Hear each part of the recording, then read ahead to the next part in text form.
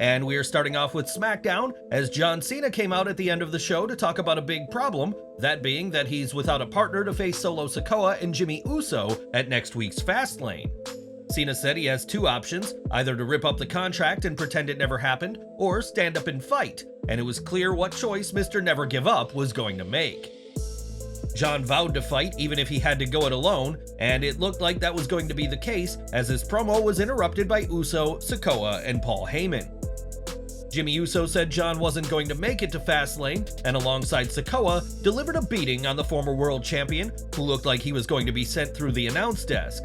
Just as Sikoa was preparing for his top rope splash, L.A. Knight made his return to TV and ran to Cena's aid, and together, Knight and Cena were able to fend off the Bloodline in an epic moment. After a short stare down, Knight reached for the contract Cena mentioned earlier and signed the paperwork, much to John's delight, and setting up a tag team match for Fastlane. Given that there had been reports of a tag match for some time, this segment was predictable booking, but it was also an example of exactly the right booking. Teaming with Cena will be a huge step for Knight, and the next logical step for him in his run to the top of WWE, as it allows him to get the rub from Cena and also work with the Bloodline.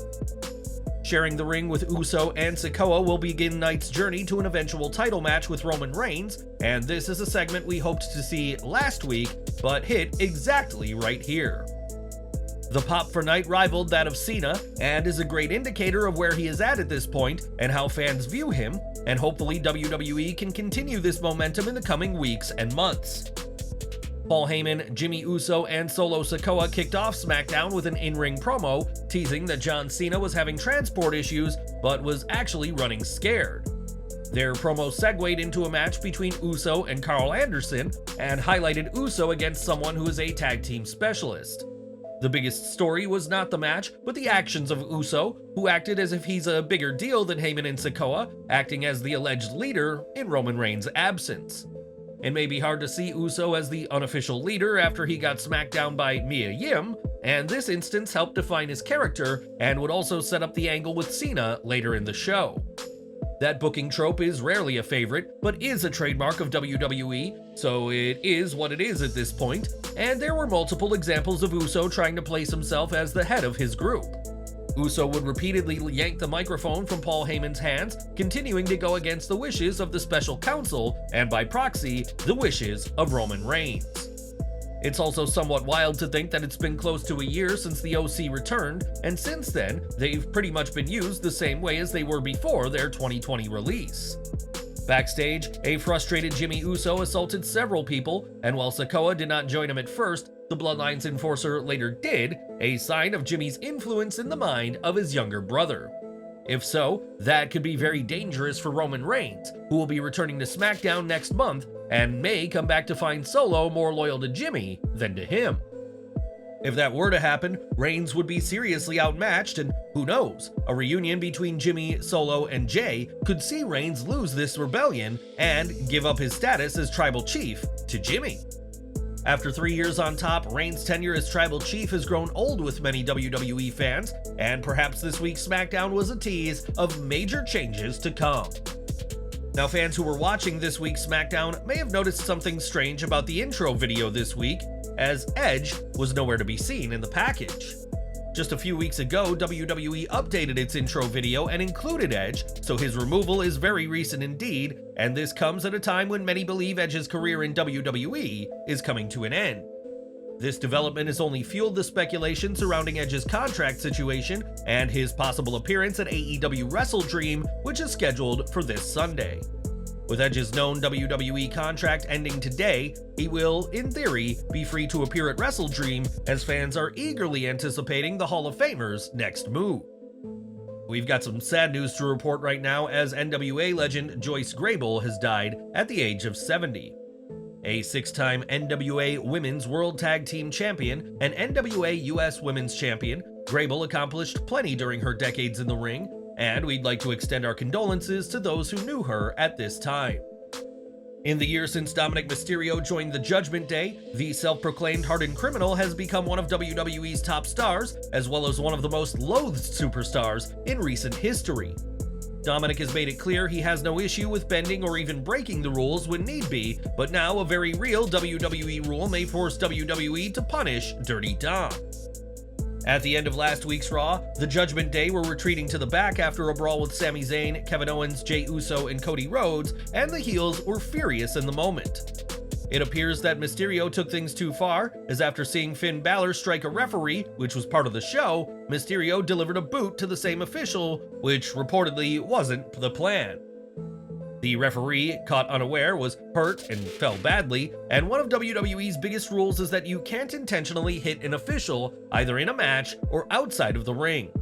Superstars have been fined or suspended in the past for doing that, while Big Cass was famously fired for going off script during a 2018 segment with a little person.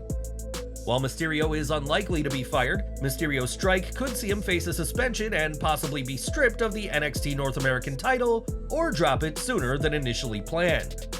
In addition to being an on-screen authority figure, Adam Pearce works as a producer for WWE, and he was visibly angry with what had happened, which may spell bad news for Mysterio.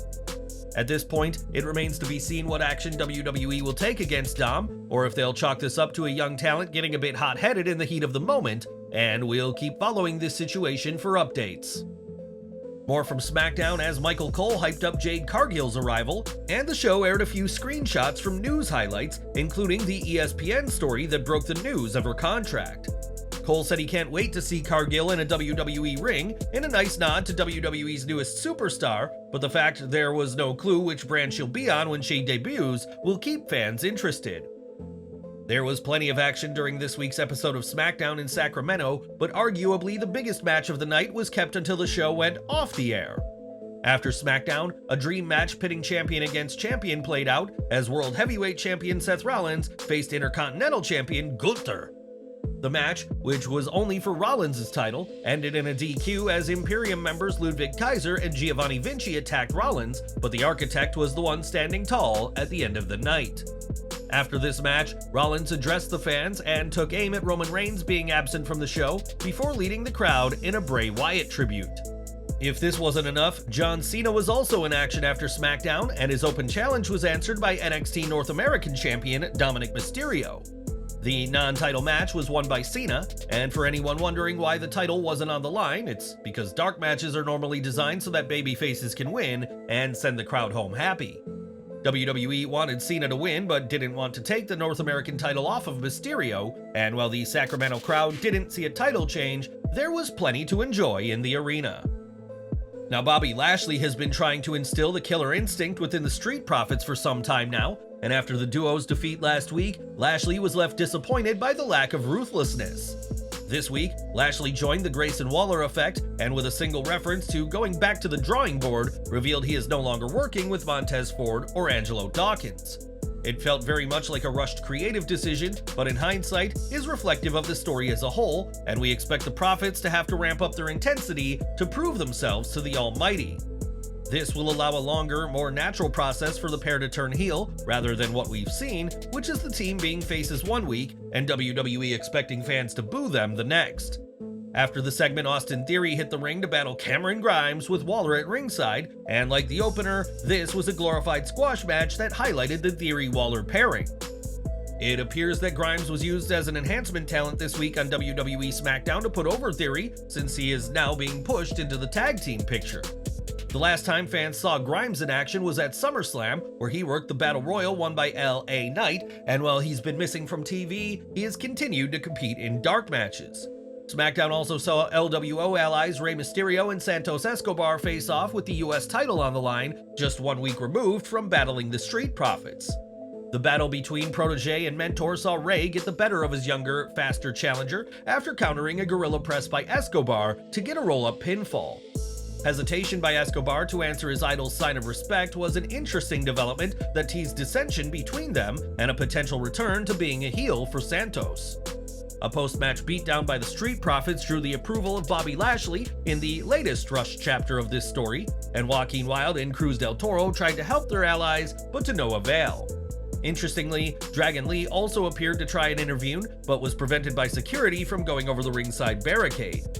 Lee has often spoken about his respect for Rey Mysterio, And we wouldn't be surprised in the slightest if this was a tease of the Latino World Order's newest member. The Profits hit the Revelation on Wild to send a statement, and while it was quite the impactful scene, there has been serious issues with the pacing of this angle. We went into SmackDown thinking the Profits and Lashley were still together, only to learn that they'd split, and then for the Profits to earn the approval of Lashley later in the show. Seriously, this was about 3 weeks of storytelling concised into a couple of segments, but a good strong title match helped elevate the quality of this entire ordeal. Later, in a backstage interview, Rey Mysterio and LWO challenged the newly formed faction to a match at Fastlane and expect a couple of months worth of storylines ahead of next week's event. We'll have to see if the match is made official, and which faction do you think will come out on top at Fastlane if it's booked? Let us know in the comments section below. When WWE released a bunch of talent this month, Shelton Benjamin was one of the names cut, but he may not be out of a job for long if AEW talent have any say in things. Sean Ross Sapp of Fightful reports that he's heard numerous AEW stars saying they hope Shelton joins the company, and this talk was actually happening months before he was released. Sapp also added that AEW has been looking to add producers to its crew, with the goal being that each producer will work one match on an AEW show, a role the veteran Shelton would also fit. Benjamin's non-compete clause means he won't be able to work elsewhere until December 20th, but Tony Khan may have a special holiday present for the AEW roster after that clause expires. With WWE Fastlane just days away, the card for the upcoming event is still coming together, and at this time, Rhea Ripley is without a match for the show. Ripley hasn't competed since being attacked by the returning Nia Jax on the September 11th, 2023 Raw, and while many expect a title match, it won't be happening just yet. The Wrestling Observer newsletter reports that despite the belief of many, it appears the match isn't on the card for Fastlane, leaving fans waiting for another showdown between the two. Even without Ripley on the card, Fastlane is proving to be a hit, with the Observer reporting that the event has sold out with 11,548 tickets and has the most secondary market interest as well. The secondary market is setting ticket prices at $65 a seat, compared to $46 for Wrestle Dream and $5 for tonight's NXT No Mercy show. These are some great results for what is one of WWE's B-tier events, but with a last man standing match and both LA Knight and John Cena booked, it's not hard to see why the fans are interested. SmackDown also saw Charlotte Flair confront Bayley before their singles match, and the Queen said that Bayley has gone from a go-getter with the Four Horsewomen to someone who isn't bothering to contend for a title shot. This was followed up by Flair challenging Io Sky to a women's title match for Fastlane, but an infuriated Bayley was ready to step in the ring with Flair during SmackDown. Bayley enjoyed the bulk of the offense and even delivered some chops on Flair, but it was Charlotte and her spear that earned the WWE's most decorated woman a win. Following her loss, Bayley grabbed a mic and trash-talked Flair while the remainder of Damage Control was gearing up for an attack, but Asuka would run out to even the odds. What followed was Bayley accepting Flair's challenge for a match at Fastlane, but this bout will include Asuka as well, a triple threat match that Sky was clearly not on board with. This incident could also lead to the role model possibly creating an implosion and conclusion of Damage Control, as the numbers are very much not in the favor of the shocked champion. After Fastlane, WWE's next major event will be Crown Jewel, but despite WWE usually pulling out all the stops for their Saudi shows, this event may see something of a talent drought. In The Observer, it's reported that WWE will be running WWE live events in the US the weekend of Crown Jewel, and WWE wants to ensure that some top talent are kept for those events. Given that Crown Jewel will take place on a Friday, there won't be a live SmackDown airing the same night, but instead, WWE will tape 2 episodes on October 27th. The first episode will air live on the night, while the second will air on Thursday, November 3rd, so that WWE can navigate their international commitments effectively. As for which superstars will travel to Riyadh, John Cena and Roman Reigns are already being advertised locally, and expect to learn more as we get closer to the November 4th show. We mentioned earlier that AEW talent want to see Shelton Benjamin under an all-elite contract, but one name that fans may not be seeing on Dynamite, Rampage, and Collision is Matt Riddle. Riddle exited WWE this month with more than his share of controversies, and in The Observer, it's reported that Riddle's baggage will likely cause Tony Khan to be hesitant about signing him. AEW is already home to several former WWE superstars, but in The Observer, it is added that some who are now working with AEW regret their decision, seeing the move from WWE to AEW as a step down. That includes ex-superstars who have been pushed well by Tony Khan, but the belief among those names is that WWE is the major leagues and anything else just can't compare. These ex-superstars are hoping to get a WWE offer once their AEW deals expire, and while these AEW wrestlers weren't named, we could see quite a few leave AEW when the time is right. So if Matt Riddle isn't going to be all elite, where else is there for the original bro? Well, it turns out that Riddle could soon be working with Impact Wrestling. Speaking this week about his own impending Impact exit, PCO said that Riddle's name has been coming up backstage as a potential signing, as has Dolph Ziggler and Mustafa Ali. Of course, any attempts to sign any of these men will have to happen after their non-compete clauses, but who of these three would you like to see join Impact Wrestling? All we know for now is Riddle's WWE tenure is over, and more has come out about the trouble he got into backstage. The Wrestling Observer newsletter noted that Matt Riddle got heat in WWE for going off script during a live promo, as he spoke about Randy Orton's injury when he wasn't meant to. It was also reported that several in the company noted that he probably would have been among the top stars in the company had he not been a constant source of controversies. Thanks to these controversies, Riddle was destined to remain in the mid-card, but now he's gone from WWE entirely, and perhaps this exit will teach the original bro a lesson going forward. It's been close to a month since CM Punk was fired from AEW, and this week, Kenny Omega seemingly took a shot at the self-proclaimed real-world champion. Former UFC flyweight champion Demetrius Johnson recently challenged Kenny Omega to a Street Fighter VI video game match, to which Omega agreed, and Johnson announced on Twitter that the fight will happen after WrestleDream. When a fan asked of the odds of Punk versus Omega in Street Fighter, the AEW star said Punk would need to find 2 minutes of spare time, adding that he's not on that level. Omega later clarified, though, the question was about Punk to God, a known fighting gamer, and whether he meant it as a dig at CM Punk or not, many have taken it that way. And we're ending with tonight's NXT No Mercy, as No Mercy isn't just a show name, but also the name of a beloved wrestling video game for the Nintendo 64. WWF No Mercy remains loved by fans, and for the cold open for tonight's show, WWE paid homage to the classic game with graphics resembling the video game, in a very cool tribute that fans and gamers love.